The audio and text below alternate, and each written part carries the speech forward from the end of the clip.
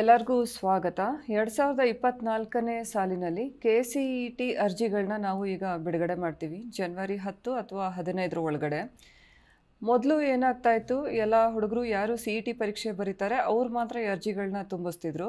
ಜೊತೆಗೆ medical seat ಹಂಚಿಕೆಗಾಗಿ neat results ಬಂದ ಮೇಲೆ ಇನ್ನೊಮ್ಮೆ ಅವರ ಹೊಸದಾಗಿ ನೀಟ್ ಕೌನ್ಸಿಲಿಂಗ್ಗೆ ಅಂತ ಅರ್ಜಿ ಸಲ್ಲಿಸ್ತಿದ್ರು. ಆದರೆ ಈ ಬಾರಿ ಕಾಮನ್ ಅಪ್ಲಿಕೇಶನ್ ಇರುತ್ತೆ. ಕಾಮನ್ ಅಪ್ಲಿಕೇಶನ್ ಅಂದರೆ ಸೀಟ್ ಅಲಾಟ್ಮೆಂಟ್ಗೆ ಅಂತ ಇನ್ನೊಮ್ಮೆ ಬಂದು ನೀವು ಮೆಡಿಕಲ್ ಸೀಟ್ ಅಲಾಟ್ಮೆಂಟ್ಗೆ ಅಂತ ಅಪ್ಲಿಕೇಶನ್ ಹಾಕೋ ಅವಶ್ಯಕತೆ ಇಲ್ಲ. KEAಲಿ ಒನ್ಸ್ ಫಾರ್ ಆಲ್ ಇದೇ ಅರ್ಜಿಯನ್ನ ಎಲ್ಲಾ ಹುಡುಗರು ಫಿಲ್ ಮಾಡಬೇಕು. ಜೊತೆಗೆ ಇದು ಈ ಅಪ್ಲಿಕೇಶನ್ ಕಮ್ ವೆರಿಫಿಕೇಶನ್ ಮೋಡ್ ನಲ್ಲಿ ಇರುತ್ತೆ. ಅಂದ್ರೆ ಇನ್ನೊಮ್ಮೆ ವೆರಿಫಿಕೇಶನ್ಗೋಸ್ಕರ KEAಗೆ ಬರೋ ಅವಶ್ಯಕತೆ ಇಲ್ಲ.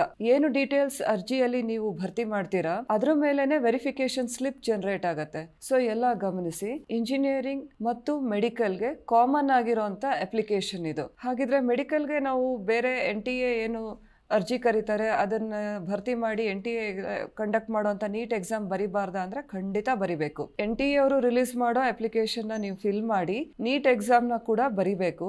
ಆದ್ರೆ ಸೀಟ್ ಅಲಾಟ್ಮೆಂಟ್ಗೆ ಎಕ್ಸಾಮ್ ರಿಸಲ್ಟ್ಸ್ ಆದ್ಮೇಲೆ ಏನ್ ಇನ್ನೊಮ್ಮೆ ಅಪ್ಲಿಕೇಶನ್ ಹಾಕ್ತಾ ಇದ್ರಿ ಅದು ಇನ್ನು ಮುಂದೆ ಇರೋದಿಲ್ಲ, ಅದು ಈಗ್ಲೇನೆ ಹಾಕ್ಬೇಕಿರತ್ತೆ. ಎಕ್ಸಾಮ್ ರಿಸಲ್ಟ್ಸ್ ಬಂದ್ಮೇಲೆ ನಾವು ಒಂದು ಚಿಕ್ಕ ಇಂಟರ್ಫೇಸ್ ಕೊಡ್ತೀವಿ. ಅದರಲ್ಲಿ ನಿಮ್ಮ ರಿಜಿಸ್ಟ್ರೇಷನ್ ನಂಬರ್ ಮತ್ತು ನೀಟ್ ನಲ್ಲಿ ಏನ್ ಸ್ಕೋರ್ ಮಾಡಿದೀರಾ ಅದನ್ನ ನೀವು ಭರ್ತಿ ಮಾಡಬೇಕು. ಬಟ್ ಅಪ್ಲಿಕೇಶನ್ ಈಗ್ಲೇನೆ ಹಾಕ್ಬೇಕಿರತ್ತೆ. ಸೊ ಈ common application cum verification mode ನಲ್ಲಿ ಇರುವಂತ ಅರ್ಜಿಯನ್ನ ಹೇಗೆ ಭರ್ತಿ ಮಾಡಬೇಕು ಅನ್ನೋದನ್ನ ನಾನು ಈಗ ನಿಮ್ಗೆ ತೋರಿಸ್ಕೊಡ್ತೀನಿ.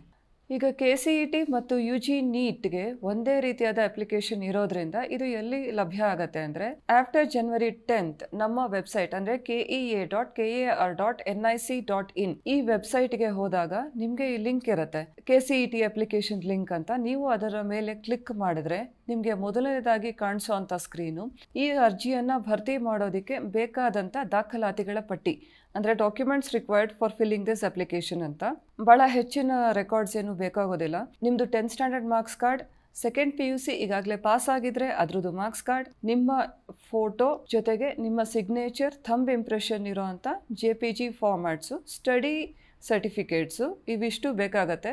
ಜೊತೆಗೆ ನಿಮ್ಮ ಮೀಸಲಾತಿಗಳು ಅಂದರೆ ಏನು ರಿಸರ್ವೇಷನ್ಸ್ ಕ್ಲೇಮ್ ಮಾಡ್ತೀರಾ ಅದಕ್ಕೆ ಅವಶ್ಯ ಇರೋಂಥ ಎಲ್ಲ RD ಸರ್ಟಿಫಿಕೇಟ್ ಅಂದರೆ ಕಾಸ್ಟ್, ಇನ್ಕಮ್ ಅಥವಾ 371J ಈ ರೀತಿಯಾದ ಯಾವುದೇ ರಿಸರ್ವೇಷನ್ಸ್ ನೀವು ಕ್ಲೇಮ್ ಮಾಡಬೇಕಾದ್ರೆ ಅದರದ್ದು RD ಸರ್ಟಿಫಿಕೇಟ್ಸ್ ನಿಮ್ಮ ಹತ್ರ ಇರಬೇಕು. ಇದು ರಿಕ್ವೈರ್ಡ್ ಸರ್ಟಿಫಿಕೇಟ್ಸ್.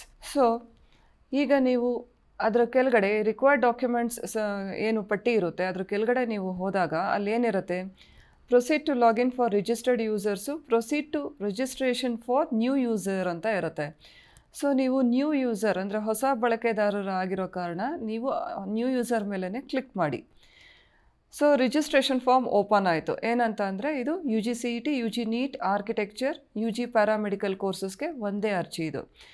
ಮೊದಲನೇದಾಗಿ ಅದು ನಿಮಗೆ ಒಂದು ಪ್ರಶ್ನೆನ ಕೇಳುತ್ತೆ, ನೀವು KCEAB ಅಂದರೆ ಸ್ಟೇಟ್ ಬೋರ್ಡಿಂದ 10th standard SSLC exam pass ಆಗಿದ್ದೀರಾ ಅಂತ. ಹೌದು ಅಂದರೆ ಹೌದು ಕ್ಲಿಕ್ ಮಾಡಿ. ಇಲ್ಲ ಅಂತ ಯಾರ್ಯಾರು ಹುಡುಗರು ಹೇಳಬೇಕು ಅಂದರೆ CBSE, ICSE, IG ಮತ್ತು ಔಟ್ಸೈಡ್ ಕರ್ನಾಟಕದಿಂದ ಓದಿರೋಂಥ ಹುಡುಗರು ನೋ ಅಂತ ಕ್ಲಿಕ್ ಮಾಡಬೇಕು. ಕರ್ನಾಟಕ ಸ್ಟೇಟ್ ಬೋರ್ಡಿಂದ ಪಾಸ್ ಆಗಿರೋರು 10th ಸ್ಟ್ಯಾಂಡರ್ಡ್ನ ಎಸ್ ಅಂತ ಕ್ಲಿಕ್ ಮಾಡಿ. ಸೊ ನೀವು ಎಸ್ ಅಂತ ಕ್ಲಿಕ್ ಮಾಡಿದ ಕೂಡಲೇ ನೀವು ನೋಡ್ತಾ ಇದ್ದೀರಾ SLC ನೋಂದಣಿ ಸಂಖ್ಯೆಯನ್ನು ನಮೂದಿಸಿ ಅಂತ ಕೇಳ್ತಿದೆ. ಸೊ ನಾನೀಗ ಒಂದು ಟೆಸ್ಟ್ ಕೇಸ್ಗೆ ಒಂದು ನೋಂದಣಿ ಸಂಖ್ಯೆ ರಿಜಿಸ್ಟರ್ ನಂಬರ್ನ ನಾನು ನಮೂದಿಸ್ತಾ ಇದ್ದೀನಿ. ಓಕೆ, ಈ 10th ಸ್ಟ್ಯಾಂಡರ್ಡ್ ರಿಜಿಸ್ಟ್ರೇಷನ್ ನಂಬರ್ ಯಾವುದು ಅಂದರೆ ನಿಮ್ಮ 10th ಸ್ಟ್ಯಾಂಡರ್ಡ್ ಮಾರ್ಕ್ಸ್ ಕಾರ್ಡ್ನಲ್ಲಿ ಲೆಫ್ಟ್ ಹ್ಯಾಂಡ್ ಕಾರ್ನರಲ್ಲಿ ರಿಜಿಸ್ಟರ್ ನಂಬರ್ ಅಂತ ಇರುತ್ತೆ. ನಿಮಗೆ ಗೊತ್ತಾಗಲಿಲ್ಲ ಅಂದರೆ ಇಲ್ಲಿ ಒಂದಿದೆ ನೋಡಿ, where can I find my 10th SSLC register number ಅಂತ. ಅದ್ರ ಮೇಲೆ ಕ್ಲಿಕ್ ಮಾಡಿದರೆ ಇಲ್ಲಿ ಈ ಬ್ಲೂ ಕಲರ್ ಆಗಿ ಬೋಲ್ಡ್ ಆಗಿದೆ ಅಲ್ಲ, ರೆಡ್ ಕಲರ್ ಬಾಕ್ಸ್ ಹಾಕಿದ್ದಾರೆ. ಸೊ ಈ ಬ್ಲೂ ಕಲರ್ ಇರೋ ಅಂಥ ಜಾಗದಲ್ಲಿ ಏನು ನಿಮ್ಮ ರಿಜಿಸ್ಟರ್ ನಂಬರ್ ಇರುತ್ತೆ ಅದನ್ನು ನೀವು ನೋಟ್ ಮಾಡ್ಕೊಳ್ಳಿ. ನೋಟ್ ಮಾಡಿಕೊಂಡು ಇಲ್ಲಿ ನೀವು ಟೈಪ್ ಮಾಡಿ, ಅಕಸ್ಮಾತ್ ನಿಮ್ಗೆ ಗೊತ್ತಿಲ್ಲ ಅಂದರೆ. ಈಗ ನೀವು ವೆರಿಫೈ ಅಂತ ಕ್ಲಿಕ್ ಮಾಡಿ. ಓಕೆ, ನಿಮ್ಮದು ಇದು 10th ಸ್ಟ್ಯಾಂಡರ್ಡ್ ರಿಜಿಸ್ಟರ್ ನಂಬರ್ ಹಾಕಿದ ನಂತರ ವೆರಿಫೈ ಅಂತ ಕ್ಲಿಕ್ ಮಾಡಾದಮೇಲೆ SSLC ಮಾರ್ಕ್ಸ್ ಕಾರ್ಡ್ನಲ್ಲಿರುವಂತೆ ನಿಮ್ಮ ಹೆಸರನ್ನು ಸಿಸ್ಟಮ್ ಆಟೋ ಫೆಚ್ ಮಾಡುತ್ತೆ. ಇಲ್ಲಿ ನೀವು ನೋಡಬಹುದು ಪುನೀತ್ ಅಂತ ಕ್ಯಾಂಡಿಡೇಟ್ ಹೆಸರನ್ನು ಫೆಚ್ ಮಾಡಿದೆ. ಕ್ಯಾಂಡಿಡೇಟ್ ಹೆಸರೇ ಬರೆದಿಲ್ಲ, ಬಟ್ ಆದ್ರೂ ಅವನದು ಹೆಸರು, date of birth, gender, 10th standard ಯಾವ ವರ್ಷ ಪಾಸಾದ, ಅವ್ರ ತಂದೆ ಹೆಸರು, ಅವ್ರ ತಾಯಿ ಹೆಸರು, ಜೊತೆಗೆ ಅದ್ರ ಸ್ಯಾಟ್ಸ್ ನಂಬರ್ ಇದಿಷ್ಟೂ ಫೆಚ್ ಆಗಿಬಿಟ್ಟಿದೆ. ನೀವು ಇದನ್ನು ಯಾವುದನ್ನೇ ರೀತಿಯಲ್ಲಾಗಲಿ ತಿದ್ದುಪಡಿ ಮಾಡೋದಕ್ಕೆ ಇನ್ನೂ ಸಾಧ್ಯ ಇಲ್ಲ. ನೋಡಿ, ಅದು ರೆಡ್ ಬಟನ್ ಥರ ಬರ್ತಿದೆ. ಅಕಸ್ಮಾತು ನೀವು ಈ ಡೀಟೇಲ್ಸ್ನ ಗಮನಿಸಿ ನಿಮ್ಮ ಹೆಸರಲ್ಲಿ ಅಥವಾ ಇಲ್ಲಿರೋ ಯಾವುದೇ ಡೀಟೇಲ್ಸಲ್ಲಿ ತಪ್ಪಾಗಿದೆ ಅಂತ ಅನಿಸಿದಲ್ಲಿ 10th ಬೋರ್ಡ್ ಅಂದರೆ SSLC ಬೋರ್ಡ್ಗೆ ಹೋಗಿ ನೀವು ಅಲ್ಲೇ ಕರೆಕ್ಷನ್ಸ್ ಮಾಡಿಸ್ಬೇಕು. ಆವಾಗಷ್ಟೇ ಇಲ್ಲಿ ರಿಫ್ಲೆಕ್ಟ್ ಆಗುತ್ತೆ. ಇಲ್ಲಿ ಬಂದು ಅರ್ಜಿ ಕೊಟ್ಟಲ್ಲಿ ಅದು ರಿಫ್ಲೆಕ್ಟ್ ಆಗೋದಿಲ್ಲ. ಹಾಗೆ ಕೆಳಗಡೆ ನಿಮ್ಮ ವಿದ್ಯಾರ್ಹತೆ ಏನು ಅಂತ ಕೇಳ್ತಿದೆ. ಸೊ ಎಲ್ಲ ಹುಡುಗರು 12th ಸ್ಟ್ಯಾಂಡರ್ಡ್ ಅಂತಲೇ ಹಾಕಬೇಕು. ಇನ್ನು ರಾಷ್ಟ್ರೀಯತೆ, ನೀವು ಇಂಡಿಯನ್ ಇದ್ದೀರಾ ಅಥವಾ ಫಾರಿನ್ ನ್ಯಾಷನಲ್ ಇದ್ದೀರಾ ಅಂತ. ಫಾರಿನ್ ನ್ಯಾಷನಲ್ ಅಂದರೆ ನೀವು NRI ಆಗಿರ್ಬೋದು, OCI ಅಂದರೆ ಓವರ್ಸೀಸ್ ಸಿಟಿಸನ್ ಆಫ್ ಇಂಡಿಯಾ ಆಗಿರಬಹುದು. ಈಗ ನಾನು ಇಂಡಿಯನ್ ಅಂತ ಚೂಸ್ ಮಾಡ್ತಾ ಇದ್ದೀನಿ. ಇಮೇಲ್ಗೆ ಬಂದಾಗ ನೀವು ಒಂದು ಕರೆಕ್ಟಾಗಿರೋವಂಥ ನಿಮ್ಮ ಇಮೇಲ್ ID-ನ ಹಾಕಬೇಕು. ಇಲ್ಲಿ ನಾನು ಅವೈಲಬಲ್ ಇರೋ ಇಮೇಲ್ ID ಹಾಕಿದ್ದೀನಿ, ನೀವು ಕರೆಕ್ಟಾಗಿರೋದನ್ನು ಹಾಕಬೇಕು. ಯಾಕೆಂದರೆ ಮುಂದೆ ಎಲ್ಲ ರೀತಿಯಾದ ಕಮ್ಯುನಿಕೇಷನ್ಸು ಈ ಇಮೇಲ್ ID-ಗೆ ಆಗುತ್ತೆ. ಸೊ ನೀವು ಯಾವುದೋ ಒಂದು ಹಾಕ್ಬಿಟ್ಟೆ, ನನಗೆ ಅದರದ್ದು ಏನು ಹಾಕಿದೆ ಇಮೇಲ್ ID ನಂಗೆ ನೆನಪಾಗ್ತಿಲ್ಲ, ಅದ್ರ ಪಾಸ್ವರ್ಡ್ ಗೊತ್ತಿಲ್ಲ ಅಂದರೆ ಮುಂದೆ ಆಗುವಂಥ ಕಮ್ಯುನಿಕೇಷನ್ಸ್ಗೂ ನಿಮಗೆ ಗೊತ್ತಾಗೋದಿಲ್ಲ. ತದನಂತರ ನೀವು ಒಂದು ಕ್ಯಾಪ್ಚಾ ಹಾಕಬೇಕಾಗತ್ತೆ. ಇಲ್ಲಿ ಏನು ಡಿಸ್ಪ್ಲೇ ಆಗ್ತಿದೆ ಅದು ಕ್ಯಾಪ್ಚಾನ ಸ್ವಲ್ಪ ಗಮನ ಇಟ್ಟು ಕರೆಕ್ಟಾಗಿ ನೋಡಿ ಹಾಕಿ. ನಂತರ ನಿಮ್ಮ ಮೊಬೈಲ್ ಸಂಖ್ಯೆಯನ್ನು ಹಾಕಬೇಕು. ಮೊಬೈಲ್ ಸಂಖ್ಯೆ ಅಂದರೆ ನೀವು ಕರೆಕ್ಟಾಗಿ ಯೂಸ್ ಮಾಡೋವಂಥ ಮೊಬೈಲೇ ಆಗಬೇಕು. ಏಕೆಂದರೆ ಎಲ್ಲ SMS ಅಲರ್ಟ್ ಮೆಸೇಜಸ್ಸು ಜೊತೆಗೆ OTP ನಿಮ್ಮ ಲಾಗಿನ್ ID ಕೂಡ ಇದೇ ಮೊಬೈಲ್ ಸಂಖ್ಯೆಗೆ ಹೋಗುತ್ತೆ. ಸೊ ಅಕಸ್ಮಾತು ನೀವು ನಿಮಗೆ ಗೊತ್ತೇ ಇರದೇ ಇರೋವಂಥದ್ದು, ಇಲ್ಲ ಸೈಬರ್ ಸೆಂಟ್ರವ್ರಿಗೆ ನಾನು ಅಪ್ಲಿಕೇಶನ್ ಕೊಟ್ಟಿದ್ದೀನಿ, ಆ ಸೈಬರ್ ಸೆಂಟ್ರ್ ಅವರೇ ಏನೋ ಒಂದು ಮೊಬೈಲ್ ನಂಬರ್ ಹಾಕ್ಬಿಟ್ರು ಅಂದರೆ ಮುಂದೆ ಎಲ್ಲ ಸಮಸ್ಯೆ ನಿಮಗೆ ಆಗುತ್ತೆ. ಏಕೆಂದರೆ SMS ಬರೋದಿಲ್ಲ, OTP ಬರೋದಿಲ್ಲ, ಲಾಗಿನ್ ID ಕೂಡ ನಿಮ್ಮ ಮೊಬೈಲ್ಗೆ ಬರದೇ ಹೋಗುತ್ತೆ. ಸೊ ಈಗ ನಾನು ಒಂದು ಕರೆಕ್ಟಾಗಿರುವಂಥ ಮೊಬೈಲ್ ಸಂಖ್ಯೆ ನಾನು ಬಳಸುವಂಥದ್ದನ್ನೇ ಹಾಕ್ತೀನಿ. ಓಕೆ, ಇದಾದಮೇಲೆ ನೀವು ಒಂದು ಪಾಸ್ವರ್ಡನ್ನು ಜನ್ರೇಟ್ ಮಾಡಬೇಕು. ಪಾಸ್ವರ್ಡ್ ಜನ್ರೇಟ್ ಮಾಡಬೇಕು ಅಂದರೆ ಅದರಲ್ಲಿ ಮಿನಿಮಮ್ 8 ಕ್ಯಾರೆಕ್ಟರ್ಸ್ ಇರಬೇಕು. ಮತ್ತು ನೀವು ಏನು ಪಾಸ್ವರ್ಡ್ ಕ್ರಿಯೇಟ್ ಮಾಡಿದ್ದೀರಾ ಅದನ್ನು ಇನ್ನೊಮ್ಮೆ ಕನ್ಫರ್ಮ್ ಮಾಡಿ. ಸೊ ಇದಿಷ್ಟು ರಿಜಿಸ್ಟ್ರೇಷನ್ ಫಾರ್ಮ್ನಲ್ಲಿ ಭರ್ತಿ ಮಾಡಬೇಕಾಗಿರೋಂಥ ಡೀಟೇಲ್ಸು. ಈಗ ನಾನು ಇದನ್ನು ರಿಜಿಸ್ಟ್ರೇಷನ್ ಅಥವಾ ನೋಂದಣಿ ಮೇಲೆ ಕ್ಲಿಕ್ ಮಾಡ್ತೀನಿ. ಇಲ್ಲಿ ನಾವು ಇನ್ನೊಮ್ಮೆ ಈ ಸ್ಕ್ರೀನ್ನ ತೋರಿಸ್ಬೇಕು ನಾನು ನಿಮಗೆ, ಏಕೆಂದರೆ ಇದು 10th ಮಕ್ಕಳಿಗೆ, ಅಂದರೆ ಕರ್ನಾಟಕ ಸ್ಟೇಟ್ ಬೋರ್ಡ್ನಿಂದ 10th ಸ್ಟ್ಯಾಂಡರ್ಡ್ ಪಾಸ್ ಆದವರು. ಯಾರು ನೋ ಅಂತ ಕ್ಲಿಕ್ ಮಾಡ್ತಾರೆ ಅವರಿಗೆ ಇಲ್ಲಿ ಏನೇನು ಡೀಟೇಲ್ಸು ಔಟ್ ಆಫ್ ಹೆಚ್ಚಾಗಿ ಬಂದ್ಬಿಟ್ಟಿದೆ. Name, gender, father's name, mother's name ಮತ್ತು ಸ್ಯಾಟ್ಸ್ ನಂಬರು ಇದು ಯಾವುದು ಬರೋದಿಲ್ಲ. ಅವರೇ ಟೈಪ್ ಮಾಡಬೇಕಿರುತ್ತೆ. CBSE, ICSE, IG ಇದೆಲ್ಲ ಮತ್ತು ಔಟ್ಸೈಡ್ ಕರ್ನಾಟಕ ಓದಿರೋಂಥ ಮಕ್ಕಳು. ಸೊ ಟೈಪ್ ಮಾಡಿದಾಗ ಅವರು ಗಮನಿಸಬೇಕಾಗಿರೋ ಮುಖ್ಯವಾದ ವಿಚಾರ ಅಂದರೆ ಸ್ಯಾಟ್ಸ್ ನಂಬರ್. ಎಷ್ಟೊಂದು ಸೆಂಟ್ರಲ್ ಸಿಲೆಬಸ್ ಇರೋ ಮಕ್ಕಳಿಗೆ ಅವ್ರ ಸ್ಯಾಟ್ಸ್ ನಂಬರ್ ಏನು ಅಂತ ಗೊತ್ತಿರೋದಿಲ್ಲ. ಅವರು ಎಲ್ಲಿ ಸ್ಕೂಲಿಂಗ್ ಮಾಡಿದ್ದಾರೆ 1 to 10th ಆ ಸ್ಕೂಲಿಗೆ ಹೋಗಿ ಅವರು ಅಲ್ಲಿಂದ ತೊಗೊಳ್ಬೇಕು ಈ ಸ್ಯಾಟ್ಸ್ ನಂಬರ್ನ ನೋಡಿ ಕರೆಕ್ಟಾಗಿ ಹಾಕಬೇಕು. ಸೊ ಕರೆಕ್ಟಾಗಿ ಸ್ಯಾಟ್ಸ್ ನಂಬರ್ನ ನೀವು ಟೈಪ್ ಮಾಡದೆ ಹೋದರೆ CBSE, ICSE ಮಕ್ಕಳಿಗೆ ಅದು ಸ್ಕ್ರೀನ್ ಮುಂದಕ್ಕೆ ಹೋಗೋದಿಲ್ಲ. ಸೊ ಇಲ್ಲಿ ಒಂದು ಹರ್ಡಲ್ ಬರುತ್ತೆ. ಕರೆಕ್ಟಾಗಿರೋಂಥ ಸ್ಯಾಟ್ಸ್ ನಂಬರ್ನ ಔಟ್ಸೈಡ್ ಸ್ಟೇಟ್ ಬೋರ್ಡ್ ಮಕ್ಕಳು ತಮ್ಮ ಶಾಲೆಗಳಿಂದ ಪಡೆದುಕೊಂಡು ನಮೂದಿಸಬೇಕು. ಮತ್ತು ಮಿಕ್ಕಿದ ಈ ಎಲ್ಲ ಡೀಟೇಲ್ಸ್ನು ಅವರೇ ಟೈಪ್ ಮಾಡಬೇಕಿರುತ್ತೆ. ಸೊ ಸ್ಯಾಟ್ಸ್ ನಂಬರ್ ಹಾಕಾದ್ಮೇಲೆ ಇಲ್ಲಿರೋ ಡೀಟೇಲ್ಸ್ ಕರೆಕ್ಟ್ ಇದೆಯಾ ಇಲ್ಲೋ ಅಂತ ಸಿಸ್ಟಮ್ ಮತ್ತೊಮ್ಮೆ ಚೆಕ್ ಮಾಡುತ್ತೆ. ಸೊ ಸ್ಯಾಟ್ಸ್ ನಂಬರ್ ವ್ಯಾಲಿಡ್ ಇಲ್ಲ ಅಂದರೆ ಮತ್ತೆ ಸ್ಕ್ರೀನ್ ಮುಂದಕ್ಕೆ ಹೋಗಲ್ಲ, ಅಲ್ಲೇ ಸ್ಟ್ರಕ್ ಆಗ್ತಾ ಇರುತ್ತೆ, ನಾಟ್ ಅ ವ್ಯಾಲಿಡ್ ಸ್ಯಾಟ್ಸ್ ನಂಬರ್ ಅಂತ. ಹಾಗಾಗಿ ಕರೆಕ್ಟಾಗಿರೋ ಸ್ಯಾಟ್ಸ್ ನಂಬರ್ನ ನೀವು ಹಾಕಬೇಕು. ಸೊ ಈಗ ನಾನು ರಿಜಿಸ್ಟ್ರೇಷನ್ ಕಂಪ್ಲೀಟ್ ಮಾಡ್ತೀನಿ. ನೋಡಿ, ಈಗ ಇಲ್ಲಿ ಬರ್ತಾ ಇದೆ ಲಾಗಿನ್ ಡೀಟೇಲ್ಸು ಈ ಥರ ಇದೆ, ಜೊತೆಗೆ ಪಾಸ್ವರ್ಡು ನೀವು ಏನು ಕ್ರಿಯೇಟ್ ಮಾಡಿದ್ದೀರಾ ಅದೇ ಥರ ಅಂತ. ದಯವಿಟ್ಟು ಈ ಯೂಸರ್ ID ಅಂತ ಏನಿದೆ ಇದನ್ನು ನೋಟ್ ಮಾಡಿ ಇಟ್ಕೊಳ್ಳಿ. ನಿಮ್ಮ ರಿಜಿಸ್ಟರ್ಡ್ ಮೊಬೈಲ್ ನಂಬರ್ಗೆ ಕೂಡ ಈ ಯೂಸರ್ ID ಹೋಗಿರತ್ತೆ. ಬಟ್ ಸೇಫರ್ ಸೈಡು ಯಾವುದಾದ್ರೂ ಒಂದು ಡೈರಿಯಲ್ಲಿ ನೀವು ಬರೆದು ಇಟ್ಕೋಬೇಕು. ಇಲ್ಲ ಯಾವುದೋ ಸ್ಲಿಪ್ ಮೇಲೆ ಬರೆದು ಅದು ಕಳೆದೋಯ್ತು ಆ ಥರ ಆಗೋದಕ್ಕಿಂತ ಒಂದು ಕಡೆ ನೀಟಾಗಿ ನೋಟ್ ಮಾಡಿ ಇಟ್ಕೊಳ್ಳೋದು ಉತ್ತಮ. ಸೊ ನಾನು ಕೂಡ ಇದನ್ನು ನೋಟ್ ಮಾಡ್ಕೊಳ್ತಿದ್ದೀನಿ. ಮುಂದೆ ಎಲ್ಲ ಫರ್ದರ್ ಪ್ರೋಸೆಸ್ಗೆ ಇದು ಬೇಕಾಗತ್ತೆ ಲಾಗಿನ್ ID. ಈಗ ನೀವು ಓಕೆ ಅಂತ ಕ್ಲಿಕ್ ಮಾಡಿ. ಕ್ಲಿಕ್ ಮಾಡಾದಮೇಲೆ ಈಗ ಕಾಮನ್ ಆನ್ಲೈನ್ ಅಪ್ಲಿಕೇಶನ್ ಓಪನ್ ಆಯಿತು. ಈಗ ನೀವು ಲಾಗಿನ್ ID ಏನು ನೋಟ್ ಮಾಡ್ಕೊಂಡಿದ್ದೀರಾ ಅದನ್ನ ವಾಪಸ್ಸು ರೀಟೈಪ್ ಮಾಡಬೇಕು. ಜೊತೆಗೆ ನಿಮ್ಮ ಮೊಬೈಲ್ಗೆ ಕೂಡ ಇದು ಬಂದಿರುತ್ತೆ. ಪಾಸ್ವರ್ಡ್ ಏನು ಕ್ರಿಯೇಟ್ ಮಾಡಿದ್ದೀರಾ ಅದನ್ನೇ ಟೈಪ್ ಮಾಡಿ. ತದನಂತರ ಈಗ ನೀವು ಹೊಸ ಬಳಕೆದಾರ ಕ್ಲಿಕ್ ಮಾಡೋ ಹಾಗಿಲ್ಲ, ಯಾಕೆಂದರೆ ಈಗಾಗಲೇ ನೀವು ರಿಜಿಸ್ಟರ್ಡ್ ಯೂಸರ್ ಇದ್ದೀರಾ. ಲಾಗಿನ್ ಆಗಿ ಅಲ್ಲಿ ಒಂದು ಆಪ್ಷನ್ ಇತ್ತು ಫರ್ಗಾಟ್ ಪಾಸ್ವರ್ಡ್ ಅಂತ. ಅಕಸ್ಮಾತ್ ನಿಮಗೆ ಪಾಸ್ವರ್ಡ್ ಮರ್ತೋದ್ರೆ ಆ ಆಪ್ಷನ್ನ ಉಪಯೋಗಿಸಿ. ಸೊ ಈಗ ನಿಮ್ಮ ರಿಜಿಸ್ಟರ್ ನಂಬರು, ನಿಮ್ಮ ಹೆಸರು ಎಲ್ಲನೂ ಬಂದ್ಬಿಟ್ಟಿದೆ. ನಿಮ್ಮ ಇಮೇಲ್ ಐ ಡಿ ಕೂಡ ಬಂದಿದೆ. ನೀವು ಸೆಲೆಕ್ಟ್ ಮಾಡಬೇಕಿರೋದು ನೀವು ಯಾವ ಜಿಲ್ಲೆಯವರು ಅಂತ. ಯಾವುದು ಜಿಲ್ಲೆ ಅಂತ ಜಿಲ್ಲೆಗಳದ್ದು ಲಿಸ್ಟ್ ಬರುತ್ತೆ. ಸೊ ಆ ಜಿಲ್ಲೆಗಳದ್ದು ಲಿಸ್ಟಿಂದ ನೀವು ಸೆಲೆಕ್ಟ್ ಮಾಡಬೇಕು. ಅಕಸ್ಮಾತ್ ನೀವು ಔಟ್ಸೈಡ್ ಕರ್ನಾಟಕ ಆದರೆ ಔಟ್ಸೈಡ್ ಕರ್ನಾಟಕ ಅಂತ ಚೂಸ್ ಮಾಡಬೇಕಿರುತ್ತೆ. ನಿಮ್ಮದು ಅಡ್ರೆಸ್ ಒಂದನ್ನು ಹಾಕ್ಕೊಳ್ಳಿ. ವಿದ್ಯಾರ್ಹತೆ ಸೆಕೆಂಡ್ ಪಿ ಯುನೇ ಇರುತ್ತೆ. ನೀವು ರೆಸಿಡೆಂಟ್ ಅಥವಾ ನಾನ್ ರೆಸಿಡೆಂಟ್, ಎಲ್ಲ ಮಕ್ಕಳು ಸಾಮಾನ್ಯವಾಗಿ 95% ರೆಸಿಡೆಂಟ್ ಆಫ್ ಇಂಡಿಯಾನೇ ಆಗಿರ್ತಾರೆ. ಒಂದು 5% ಮಕ್ಕಳು ಮಾತ್ರ ನಾನ್ ರೆಸಿಡೆಂಟ್ ಇರ್ತಾರೆ. ಇನ್ನು ರಿಲಿಜನ್, ನಿಮ್ಮ ಧರ್ಮ ಏನಿದೆ ಅದನ್ನು ನಮೂದಿಸಿ. ಮದರ್ ಟಂಗ್, ನಿಮ್ಮ ಮಾತೃಭಾಷೆ ಏನಿದೆ ನಮೂದಿಸಿ. ಮೆಜಾರಿಟಿ ಎಲ್ಲ ಕನ್ನಡನೇ ಇರುತ್ತೆ. ಸ್ಯಾಟ್ಸ್ ನಂಬರ್ ಈಗಾಗಲೇ ಇದೆ, ಸ್ಟೇಟು ಇದೆ, ತಾಲೂಕನೂ ಇದೆ, ನ್ಯಾಷನಾಲಿಟಿ ಇದೆ. ಮತ್ತು ಈಗ ನಾವು ಇಂಡಿಯನ್ ಅಂತ ಚೂಸ್ ಮಾಡಿರೋದ್ರಿಂದ ಸೆಲೆಕ್ಟ್ ರೆಸಿಡೆಂಟ್ ಕಂಟ್ರಿ ಓಪನ್ ಆಗೋಲ್ಲ. ಸಪೋಸ್ ನಾನೇನಾದರೂ ಇಲ್ಲಿ ನಾನ್ ರೆಸಿಡೆಂಟ್ ಇಂಡಿಯನ್ ಅಂದರೆ ಆಗ ನಾವು ಬೇರೆ ಯಾವ ದೇಶದಲ್ಲಿ ಈಗ ವಾಸವಾಗಿದ್ದೀವಿ ಅಂತ ನಾವು ಚೂಸ್ ಮಾಡಬಹುದು. ಸೊ ನಾನು ಇಂಡಿಯನ್ ಚೂಸ್ ಮಾಡ್ತೀನಿ, ರೆಸಿಡೆಂಟ್ ಆಫ್ ಇಂಡಿಯನ್ ಚೂಸ್ ಮಾಡ್ತಾ ಇದ್ದೀನಿ. ಹಾಗಾಗಿ ಇದು ಓಪನ್ ಆಗಲ್ಲ, ಯಾವುದು ಸೆಲೆಕ್ಟ್ ರೆಸಿಡೆಂಟ್ ಕಂಟ್ರಿ. ಅದಾದಮೇಲೆ ಯಾರು ಮಕ್ಕಳು ಕ್ರಿಶ್ಚಿಯನ್ ಇದ್ದಾರೆ ಅವರು ಸಬ್ಕಾಸ್ಟ್ನ ಕೂಡ ನಮೂದಿಸ್ಬೇಕು. ನಾನು ಹಿಂದೂ ಬದಲಾಗಿ ಕ್ರಿಶ್ಚಿಯನ್ ಓಪನ್ ಮಾಡ್ತೀನಿ, ಆಗ ಇದು ಓಪನ್ ಆಗುತ್ತೆ. ರೋಮನ್ ಕ್ಯಾಥಲಿಕ್ಕು ಅಥವಾ ಅದರ್ ಕ್ರಿಶ್ಚಿಯನ್ ಅಂತ. ಸೊ ಪ್ರತಿಯೊಂದು ಫೀಲ್ಡೂ ನೀವು ಕರೆಕ್ಟಾಗಿಯೇ ಚೂಸ್ ಮಾಡಬೇಕು, ಯಾಕಂದರೆ ಅದಕ್ಕೆ ಸಂಬಂಧಪಟ್ಟ ನೆಕ್ಸ್ಟ್ ಫೀಲ್ಡ್ ಮಾತ್ರ ಓಪನ್ ಆಗುತ್ತೆ, ಬೇರೆದು ಓಪನ್ ಆಗಲ್ಲ. ಇದನ್ನು ಸೇವ್ ಅಂತ ಕೊಡ್ತೀರಾ. ಓಕೆ, ಡಿಸ್ಟ್ರಿಕ್ಟ್ ನಾನು ಸೆಲೆಕ್ಟ್ ಮಾಡಿಲ್ಲ, ಹಾಗಾಗಿ ಅದು ಕೇಳ್ತಾ ಇದೆ. ಸೊ ಸೆಲೆಕ್ಟ್ ಡಿಸ್ಟ್ರಿಕ್ಟ್ ಅಂದರೆ ನಾನು ಬೀದರ್ ಅಂತ ಸೆಲೆಕ್ಟ್ ಮಾಡಿರ್ತೀನಿ. ಈಗ ನಾನು ಸೇವ್ ಅಂತ ಕಳಿಸ್ತೀನಿ. ಮತ್ತು ತಾಲೂಕ್ ನಾಟ್ ಸೆಲೆಕ್ಟೆಡ್ ಅಂತ ಬರ್ತಿದೆ.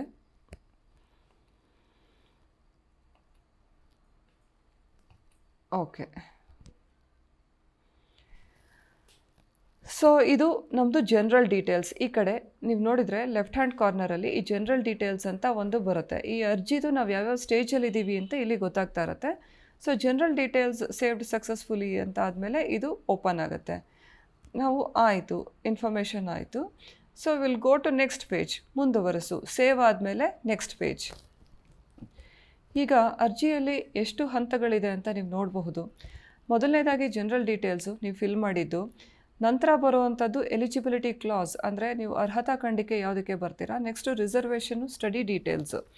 ಅದಾದಮೇಲೆ NRI ಪರ್ಸನ್ ನೀವಾಗಿದ್ದರೆ ಅದಕ್ಕೆ ರಿಲೇಟೆಡ್ ಆಗಿರೋಂಥ details, bank details, document uploading, next course details, ಯಾವ್ಯಾವ ಕೋರ್ಸ್ಗೆ ನೀವು ಅಪ್ಲೈ ಮಾಡ್ತಾ ಇದ್ದೀರಾ ಅಂತ.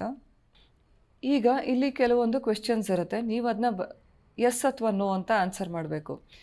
NRI ವಾರ್ಡ್ ಅಥವಾ NRI ಕೆಳಗಡೆ ನೀವು ಸೀಟ್ನ ಚೂಸ್ ಮಾಡ್ತೀರಾ ಅಂತ ಹೌದು ಅಥವಾ ಇಲ್ಲ ಅಂತ ಹೇಳಬೇಕಾಗತ್ತೆ.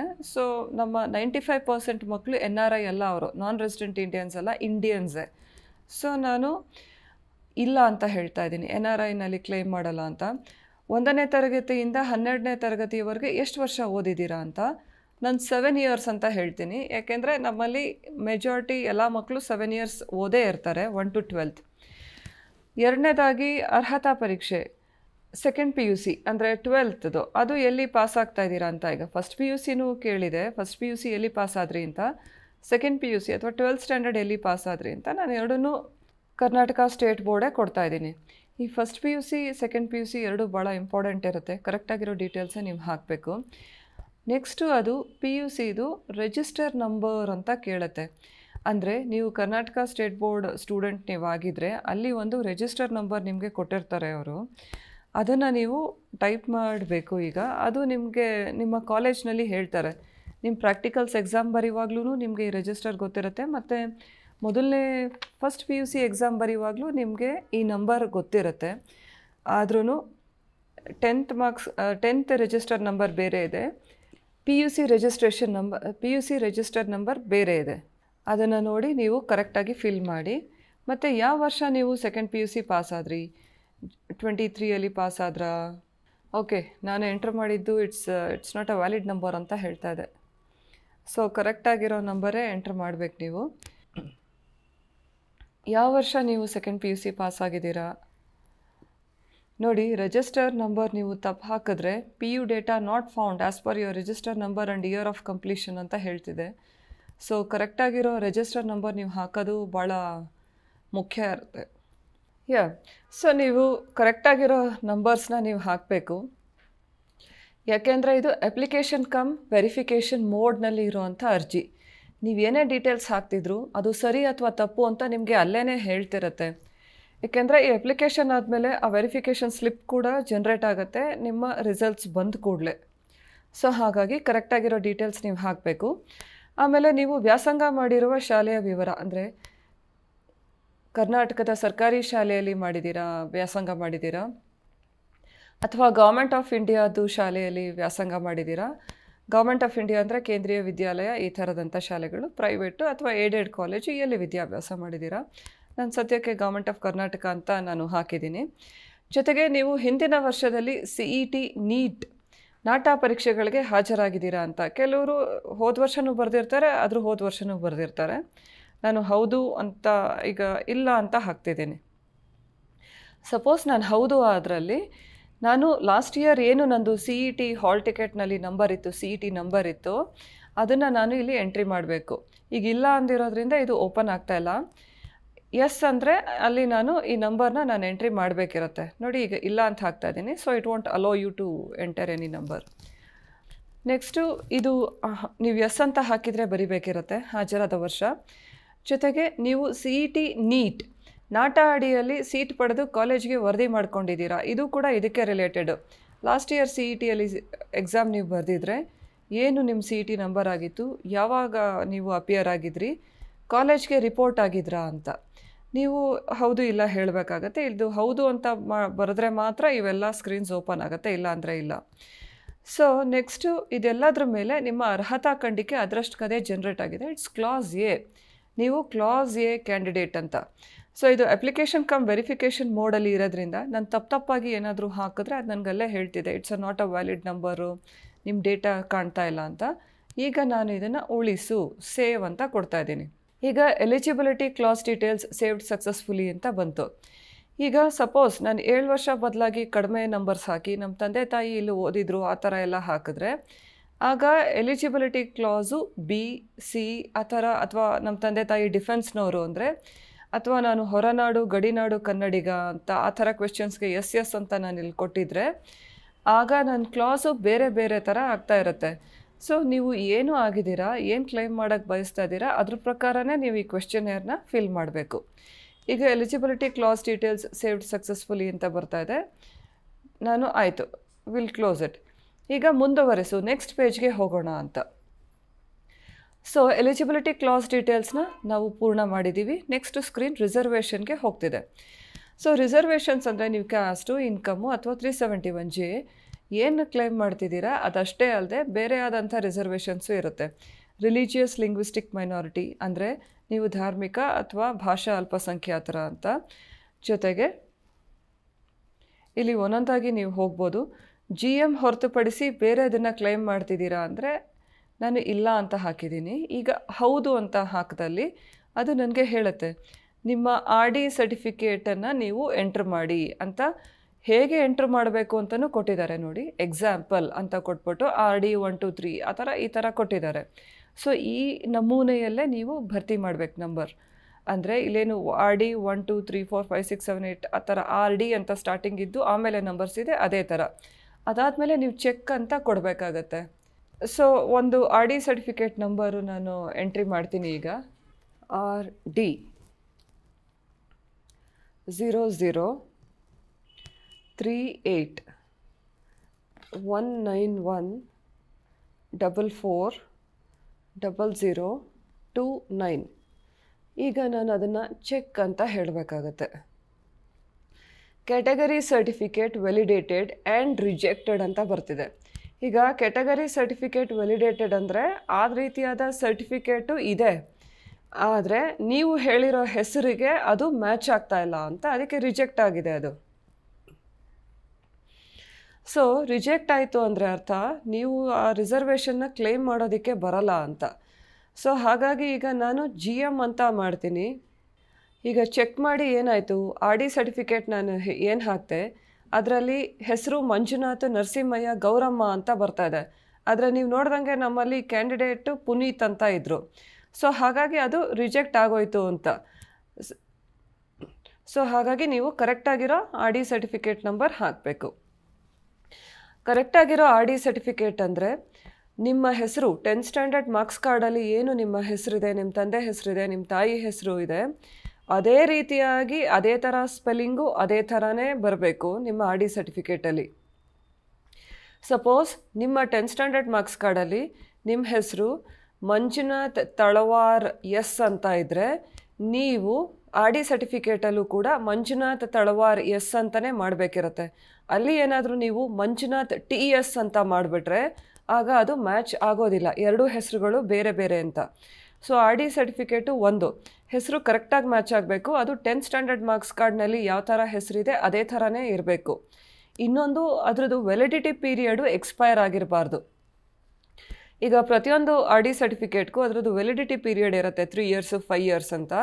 ಆ 5 ವರ್ಷದ ಪೀರಿಯಡು ಎಕ್ಸ್ಪೈರ್ ಆಗಿರಬಾರ್ದು. SC ST ಕ್ಯಾಟಗರಿ 1 ಹುಡುಗರಿಗೆ ಮಾತ್ರ ಲೈಫ್ ಟೈಮ್ ಸರ್ಟಿಫಿಕೇಟ್ಸ್ ಇರುತ್ತೆ, ಮಿಕ್ಕವ್ರಿಗೆಲ್ಲ ಅದು ಎಕ್ಸ್ಪೈರಿ ಟೈಮ್ ಇರುತ್ತೆ. ಸೊ ವ್ಯಾಲಿಡ್ ಇದೆ ಮತ್ತು ನಿಮ್ಮ ಹೆಸರು ಅದರಲ್ಲಿ ಮ್ಯಾಚ್ ಆಗ್ತಾ ಇದೆ ಅಂತ ನೀವು ಗಮನಿಸ್ಕೊಳ್ಳಿ. ಸೊ ಇದು ಮ್ಯಾಚ್ ಆಗದೆ ಇರೋ ಕಾರಣ ನಾನು ಇದನ್ನು GM ಅಂತ ಮಾಡಿದ್ದೀನಿ. ಈಗ ನೀವು ಕ್ಲೇಮ್ ಮಾಡಬೇಕು ಅಂದರೆ ಅರ್ಥ ಈ ಥರ ಹೀಗೆ ಮ್ಯಾಚ್ ಆಗ್ತಾ ಇಲ್ಲ ಅಂತ ಬರ್ತಿದೆ ಅಂದರೆ ನೀವು ಹೋಗಿ ಆರ್ ಡಿ ಸರ್ಟಿಫಿಕೇಟ್ನ ತಹಸೀಲ್ದಾರ್ ಆಫೀಸಲ್ಲಿ ತಿದ್ದಿಸಿ ಕರೆಕ್ಟಾಗಿ ಮಾಡಿಸಿ ನಂತರ ನೀವು ಇಲ್ಲಿ ನಂಬರ್ನ ಅಪ್ಲೋಡ್ ಮಾಡಬೇಕು. ನಿಮ್ಮ ಕುಟುಂಬದ ಆದಾಯ ವಾರ್ಷಿಕ ಆದಾಯ 8 ಲಕ್ಷಕ್ಕಿಂತ ಕಡಿಮೆ ಇದ್ದಲ್ಲಿ ನೀವು ಇನ್ಕಮ್ ಇದನ್ನು ಕ್ಲೇಮ್ ಮಾಡ್ಬೋದು. ಅಕಸ್ಮಾತ್ ನಾನು 8 ಲಕ್ಷಕ್ಕಿಂತ ಕಡಿಮೆ ಇದೆ ಅಂದರೆ ನಾನು ಹೌದು ಅಂತ ಹೇಳಬೇಕು. ಹೌದು ಅಂತ ಹೇಳಿದ್ರೆ ಮತ್ತೆ ಅದು ಆರ್ ಡಿ ನಂಬರ್ ಕೇಳುತ್ತೆ. ಸೊ ನೀವು ಕರೆಕ್ಟಾಗಿರೋ ಆರ್ ಡಿ ನಂಬರ್ ಹಾಕಿ ಚೆಕ್ ಅಂತ ಕೊಡಬೇಕು. ಅದು ಮ್ಯಾಚ್ ಆದರೆ ಮಾತ್ರ ನಿಮಗೆ ಮುಂದಕ್ಕೆ ಹೋಗಿಬಿಡುತ್ತೆ, ಇಲ್ಲ ಅಂದರೆ ಇಲ್ಲ GM ಅಂತ ಹೇಳುತ್ತೆ. ಸೊ ಈಗ ನಾನು ಕರೆಕ್ಟಾಗಿರೋ ಆರ್ ಡಿ ನಂಬರ್ ಹಾಕೋಣ ಅಂತ ಅಲ್ಲಿ give it a try. C ಇದೇ ನಂಬರ್ನ ನಾನು ಮತ್ತೆ ಎಂಟ್ರ್ ಮಾಡ್ತೀನಿ ಚೆಕ್ ಅಂತ. ಸೊ ಆವಾಗ ಇನ್ಕರೆಕ್ಟ್ ಇನ್ಪುಟ್ ಅಂತ ಬರ್ತಾ ಇದೆ. ಕರೆಕ್ಟಾಗಿರೋ ನಂಬರ್ನ ನೀವು ಹಾಕಬೇಕು. ನೀವು 371J ಕ್ಲೈಮ್ ಮಾಡೋರಾದರೆ ಹೌದು ಅಂತ ಹಾಕಿದ್ರೆ ಮತ್ತೆ ಅದು ನಿಮಗೆ ಆರ್ ಡಿ ನಂಬರ್ ಎಂಟ್ರಿ ಮಾಡಿ ಅಂತ ಕೇಳುತ್ತೆ. ಇಲ್ಲ ಅಂತ ಆದರೆ ಅದು ಕೇಳೋದಿಲ್ಲ. ಇಲ್ಲೂ ಅಷ್ಟೇ. ಆಮೇಲೆ ಇದು ರೂರಲ್ ರಿಸರ್ವೇಷನ್ಸ್ಗೆ ನೀವು 1ನೇ ತರಗತಿಯಿಂದ 10ನೇ ತರಗತಿವರೆಗೂ ಕರ್ನಾಟಕದ ಗ್ರಾಮೀಣ ಪ್ರದೇಶದಲ್ಲಿ ಓದಿದ್ದೀರಾ ಅಂತ ಕೇಳ್ತಿದೆ. ರೂರಲ್ ಏರಿಯಾಸು ಎಸ್ ಅಂತ ನೀವು ಕೊಡ್ಬೋದು ಅಥವಾ ನೋ ಅಂತಲೂ ಕೊಡ್ಬೋದು. ರೂರಲ್ ಏರಿಯಲ್ಲಿ ಓದಿದರೆ ಎಸ್ ಅಂತ ಕೊಡ್ಬೋದು, ಇಲ್ಲಾಂದರೆ ನೋ ಅಂತ ಕೊಡಬೇಕಾಗತ್ತೆ. ನಾನು ಇಲ್ಲಿ ನೋ ಅಂತ ಕೊಟ್ಟಿದ್ದೀನಿ. ಆಮೇಲೆ ನೀವು ಲಿಂಗ್ವಿಸ್ಟಿಕ್ ಮೈನಾರಿಟಿ ಆ ಥರ ಏನಾದರೂ ಕ್ಲೇಮ್ ಮಾಡ್ತಾ ಇದ್ದೀರಾ ಅಂದರೆ ಅದು ಇಲ್ಲ ಅಂತಲೇ ಬರುತ್ತೆ. ಯಾಕೆಂದರೆ ನಾನು ಹಿಂದೂ ಅಂತ ಮೊದಲನೇ ಸ್ಕ್ರೀನಲ್ಲಿ ಕೊಟ್ಟಿರೋದ್ರಿಂದ ಇದು ನನಗೆ ಅಲೋ ಮಾಡಲ್ಲ ಎಸ್ ಅಂತ ತಗೊಳ್ಳೋದಕ್ಕೆ. ನೆಕ್ಸ್ಟು ನೀವು 1ನೇ ತರಗತಿಯಿಂದ 10ನೇ ತರಗತಿವರೆಗೂ ಕನ್ನಡ ಮಾಧ್ಯಮದಲ್ಲಿ ಓದಿದ್ದೀರಾ ಅಂತ ಕೇಳ್ತಿದೆ. ಹೌದು ಅಥವಾ ಇಲ್ಲ ಅಂತ ಹೇಳಬೇಕು. ಈಗ ನಾನು ಅದನ್ನು ಇಲ್ಲ ಅಂತ ಚೂಸ್ ಮಾಡಿದ್ದೀನಿ.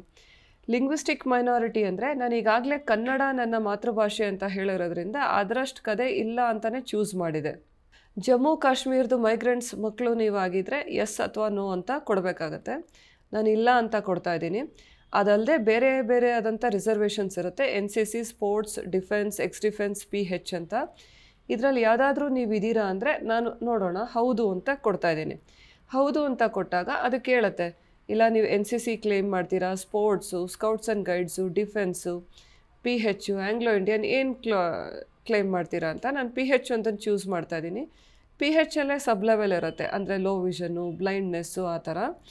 ಸೊ ಇವಾಗ ನಾನು ಹಾರ್ಡ್ ಆಫ್ ಹಿಯರಿಂಗ್ ಚೂಸ್ ಮಾಡ್ತಾ ಇದ್ದೀನಿ. ಮತ್ತು ಅದು ಸರ್ಟಿಫಿಕೇಟ್ ಡೀಟೇಲ್ಸ್ ಕೇಳುತ್ತೆ. ಯಾವುದು ಕೇಂದ್ರ ಸರ್ಕಾರ ಇಶ್ಯೂ ಮಾಡಿದೆ ಆ ಸರ್ಟಿಫಿಕೇಟ್ ನಂಬರ್ನ ನೀವು ಎಂಟ್ರಿ ಮಾಡಬೇಕಿರುತ್ತೆ. ತದನಂತರ ನಾನು ಜಸ್ಟ್ ಒಂದು ನಂಬರ್ ಹಾಕ್ತಾ ಇದ್ದೀನಿ, ಸಬ್ಮಿಟ್ ಅಂತ ಕೊಡಬೇಕು. ಈಗ ಇದೆಲ್ಲ ಆದಮೇಲೆ ನನಗೆ ಅದು ಹೇಳ್ತಿದ್ದಾರೆ ಏನಂತ ಅಂದರೆ ನೀವು ರಿಸರ್ವೇಷನ್ ಕ್ಲೇಮ್ ಮಾಡಿರೋದು ಒಂದೇ ಒಂದು, ಅದು PH. ಇದೆಲ್ಲದಕ್ಕೂ ನಾನು ನೋ ಅಂತಲೇ ಕೊಟ್ಟಿದ್ದೀನಿ. ಮತ್ತು ಅದ್ರ ಸರ್ಟಿಫಿಕೇಟ್ ನಂಬರ್ ಈ ಥರ ಇದೆ, ಡೀಟೇಲ್ಸ್ ಆಫ್ ಹಿಯರಿಂಗ್ ಈ ಥರ ಇದೆ. ಇದು ಇಟ್ಕೋಬೇಕಾ ಡಿಲೀಟ್ ಮಾಡಬೇಕಾ ಅಂತ. ಡಿಲೀಟ್ ಮಾಡಬೇಕು ಅಂದರೆ ಇಲ್ಲಿ ಹೋಗಿ ಡಿಲೀಟ್ ಮಾಡಬಹುದು ನಾವು. ಸೊ ಈಗ ಡಿಲೀಟ್ ಒತ್ತಿ ಬೇರೆ ಏನಾದರೂ ಚೂಸ್ ಮಾಡ್ಬೋದು, ಆಂಗ್ಲೋ ಇಂಡಿಯನ್. ಆಗ ಇದು ಈ ಥರ ಆಯಿತು. ಸೊ ನಿಮ್ಮ ರಿಸರ್ವೇಷನ್ಸ್ ಎಲ್ಲನೂ ನೀವು ದಯವಿಟ್ಟು ಗಮನಿಸಿ. It's a very crucial screen. ನೀವು ಎಸ್ ಏನೇನು ಬೇಕೋ ಅದಕ್ಕೆ ನೀವು ಎಸ್ ಅಂತ ಹಾಕ್ಕೊಳ್ಳಿ. ಹಾಕ್ಕೊಂಡಾದ್ಮೇಲೆ ಕರೆಕ್ಟಾಗಿರೋ ಆರ್ ಡಿ ನಂಬರ್ನ ಹಾಕಿ ಚೆಕ್ ಅಂತ ಕೊಡಿ.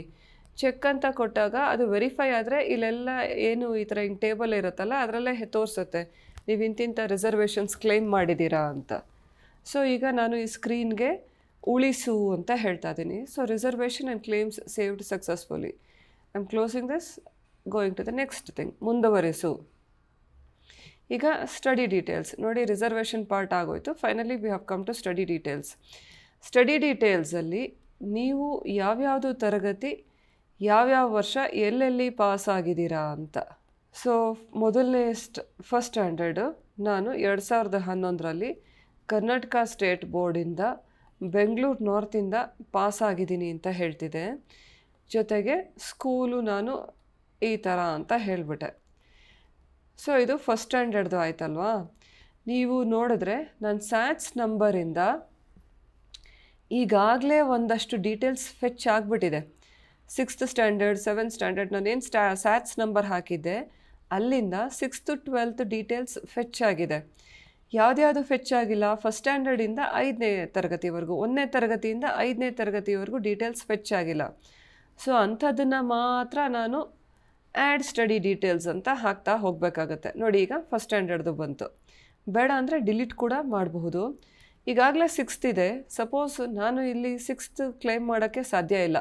ಬರೀ 1 2 3 4 5 ಯಾವುದೂ ಇಲ್ಲಿಲ್ಲ, ಅದನ್ನಷ್ಟೇ ನಾನು ಮಾಡಬೇಕಿರುತ್ತೆ. ಈಗ 5th ಸ್ಟ್ಯಾಂಡರ್ಡ್ ಮಾಡ್ತಾಯಿದ್ದೀನಿ ನಾನು.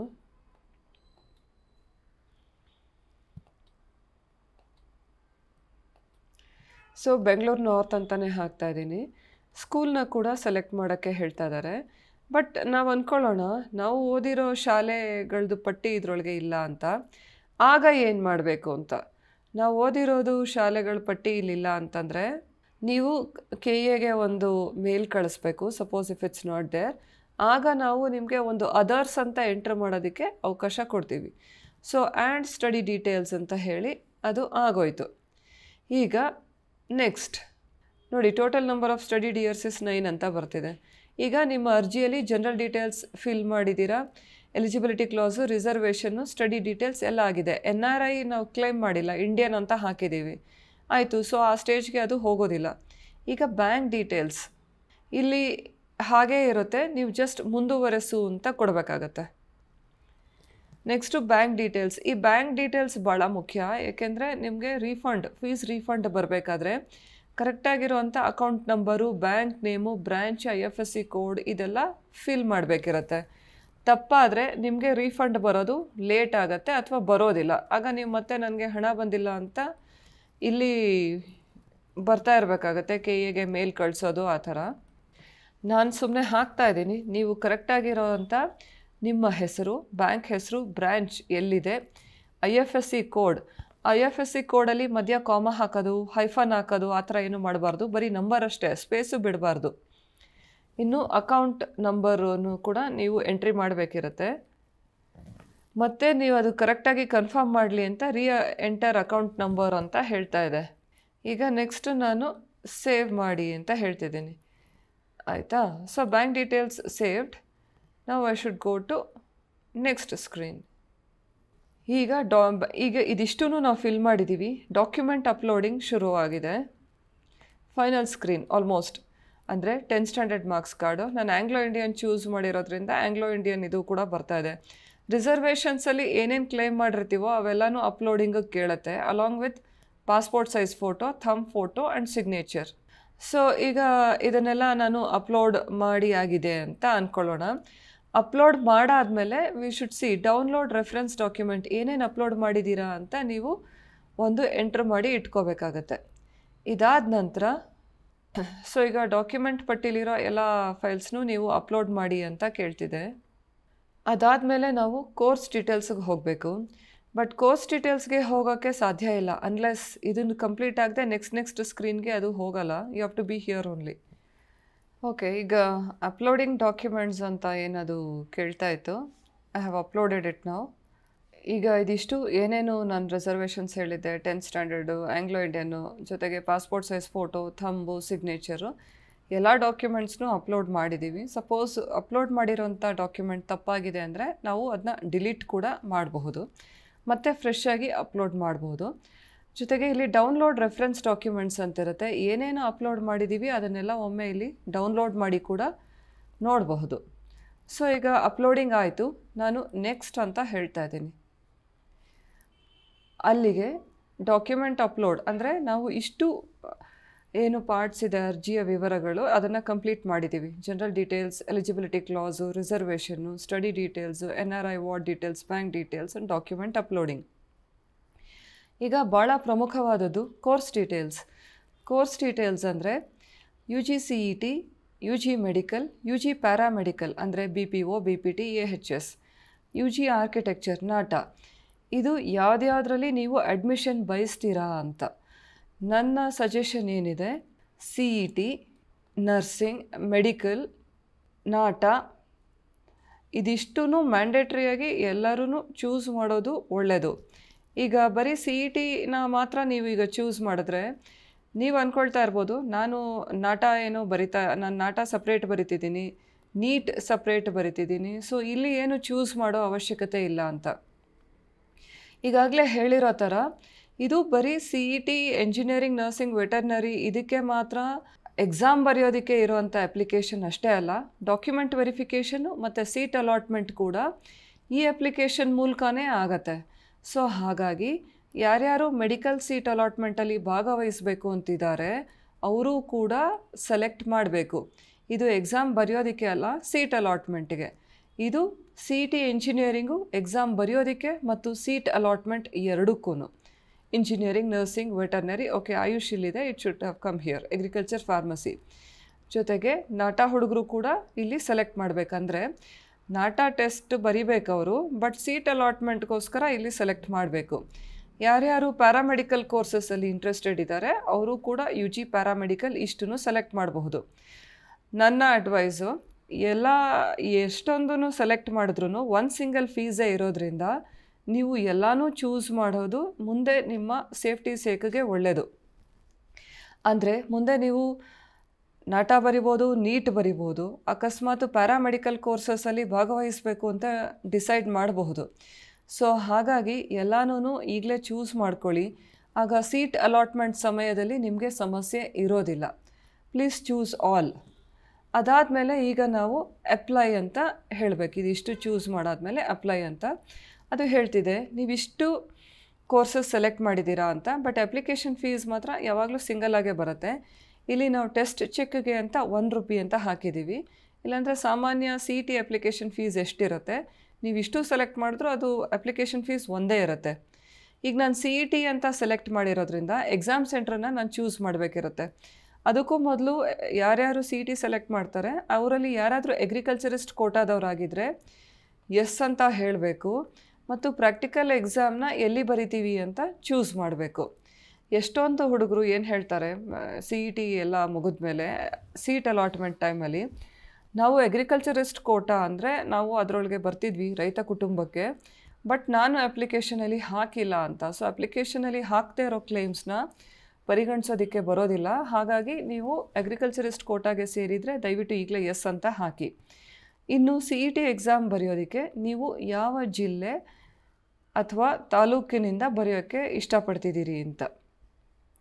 ಈಗ ನಾನು ಬೆಂಗಳೂರು ಸೌತ್ ಹೇಳ್ತಾ ಇದ್ದೀನಿ, 2 ಸೆಂಟರ್ಸ್ ಹೇಳಬೇಕು ನೀವು. ಬೆಂಗಳೂರು ಸೌತು, ಬಾಗಲಕೋಟೆ ಅಂತ ನಾನು ಚೂಸ್ ಮಾಡಿದ್ದೀನಿ. ಬಟ್ ನೀವೇನು ಮಾಡಬೇಕು, ಪರೀಕ್ಷೆ ಎಲ್ಲಿ ಬರೀತೀರಾ ಅದು ಫಸ್ಟ್ ಪ್ರಯಾರಿಟಿ ಆಗಿರಬೇಕು ಬೆಂಗಳೂರು ಸೌತು. ಸಪೋಸ್ ಅಲ್ಲಿ ನಿಮಗೆ ಎಕ್ಸಾಮ್ ಸೆಂಟ್ರು ಸಿಕ್ಕಿಲ್ಲ ಅಂದರೆ ಅದ್ರ ನಿಯರೆಸ್ಟ್ ಪ್ಲೇಸ್ ಚೂಸ್ ಮಾಡಬೇಕು. ಸೊ ಬೆಂಗಳೂರು ಸೌತ್ಗೆ ಬಾಗಲಕೋಟೆ ನಿಯರೆಸ್ಟ್ ಪ್ಲೇಸ್ ಅಲ್ಲ, ನಾನು ಚಿಕ್ಕಬಳ್ಳಾಪುರನ ಚೂಸ್ ಮಾಡ್ತೀನಿ. ಈಗ ಎಲ್ಲ ಸೆಲೆಕ್ಟ್ ಆದಮೇಲೆ ಖಚಿತಪಡಿಸಿ ಅಂತ ಇದೆ, ನಾನು ಆಯಿತು ಖಚಿತಪಡಿಸಿ ಆಯಿತು, submit. Okay, so document upload ನಾನು ಮಾಡಾಯಿತು, ಇಷ್ಟೂ ನಾನು ಕಂಪ್ಲೀಟ್ ಮಾಡಾಗಿದೆ. ಈಗೇನಿದ್ರು ಫೀಸ್ ಈಗ ಮುಂದುವರೆಸು, ನೆಕ್ಸ್ಟ್ ಪೇಜ್ಗೆ ನಾನು ಹೋಗಬೇಕು. ಈಗೇನಿದ್ರು ಫೀಸ್ ಪೇಮೆಂಟ್ ಅಷ್ಟೇ ಬಾಕಿ ಇದೆ.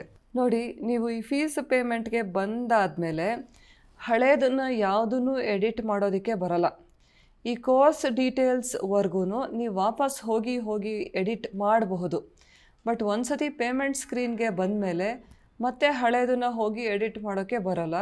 ಸೊ ದಯವಿಟ್ಟು ಕೋರ್ಸ್ ಡೀಟೇಲ್ಸ್ ನೀವು ಫಿಲ್ ಮಾಡಿದಾಗ ಎಲ್ಲ ಸ್ಕ್ರೀನ್ಸ್ನು ಇನ್ನೊಮ್ಮೆ ಇಲ್ಲಿ ಹೇಗಿದ್ರು ಕ್ಲಿಕ್ ಮಾಡಿದ್ರೆ ಮತ್ತೆ ಅದು ಓಪನ್ ಆಗ್ತಾ ಹೋಗುತ್ತೆ. ನೀವು ಅಲ್ಲಿ ಕ್ಲಿಕ್ ಮಾಡಿ ಇನ್ನೊಮ್ಮೆ ವೆರಿಫೈ ಮಾಡಿ ಎಲ್ಲ ಕರೆಕ್ಟ್ ಇದೆ ಅಂದಮೇಲೆ ನೀವು ಈ ಪೇಮೆಂಟ್ಗೆ ಬರಬೇಕಿರುತ್ತೆ. ಈಗ candidate name, application number, reference ಬರ್ತಿದೆ, 4 rupees ಬಂತು. ಈಗ ನಾನು ಪೇ ನೌ ಅಂತ ಕೊಡ್ತಾ ಇದ್ದೀನಿ. This is the last thing. So pay now ಅಂದಾಗ ಎಷ್ಟೊಂದು ಆಪ್ಷನ್ಸ್ ಇದೆ. ಕ್ರೆಡಿಟ್ ಕಾರ್ಡಿಂದ, ಡೆಬಿಟ್ ಕಾರ್ಡಿಂದ, ಇಂಟರ್ನೆಟ್ ಬ್ಯಾಂಕಿಂಗಿಂದ, QR ಕೋಡಿಂದ, ಭೀಮ್ UPIಯಿಂದ ಯಾವುದರಿಂದ ಬೇಕಾದರೂ ನಾವು ಪೇಮೆಂಟ್ ಮಾಡಬಹುದು. ಸೊ ಡೆಬಿಟ್ ಕಾರ್ಡ್ ಕೊಟ್ಟರೆ ನೀವು ಡೆಬಿಟ್ ಕಾರ್ಡ್ ಡೀಟೇಲ್ಸ್ ನೀವು ಹಾಕಬೇಕು, ಇಲ್ಲ QR ಕೋಡ್ ಸ್ಕ್ಯಾನ್ ಮಾಡಿ ಕೂಡ ನೀವು ಪೇಮೆಂಟ್ ಮಾಡಬಹುದು. ನಿಮಗೆ ಯಾವುದು ಈಸಿ ಇರುತ್ತೆ ಅದ್ರ ಮೂಲಕ ನೀವು ಪೇಮೆಂಟ್ ಮಾಡಿ. ಮೇಕ್ ಪೇಮೆಂಟ್ ಅಂತ ಕೊಟ್ಟು ಪೇಮೆಂಟ್ನ ಕಂಪ್ಲೀಟ್ ಮಾಡಿ. ಸೊ ಈಗ click here to print final application ಅಂತಿರುತ್ತೆ. ನೀವು ಇದ್ರ ಮೇಲೆ ಕ್ಲಿಕ್ ಮಾಡಿ.